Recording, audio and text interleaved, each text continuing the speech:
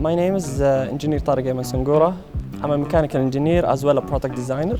I own a brand that's called الذي, a creative design studio. So we choose the scarves to be one of the products that presented in the Biennale Store because of the storytelling of each design that we did for the scarf. So basically the concept of the scarves is inspired by the nature of each region in Saudi Arabia. So as my scarf right now, I'm from the western region, from Jeddah. So what inspired me there is like the الورد الطائفي. Creative process that we made for this product, the scarf product. Actually, we did a collaboration with Salma Al-Wail and Ghadi Sharif.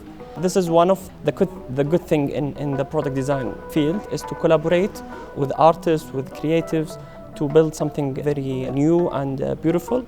As well, it represents the Saudi culture. We did our first jewelry product. The design is abstract from the desert wave, the valley as well.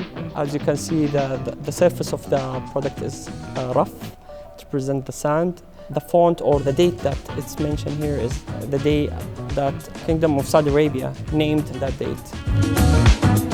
So basically this is our first bangle. We are excited to present this in the Biennale Design Store.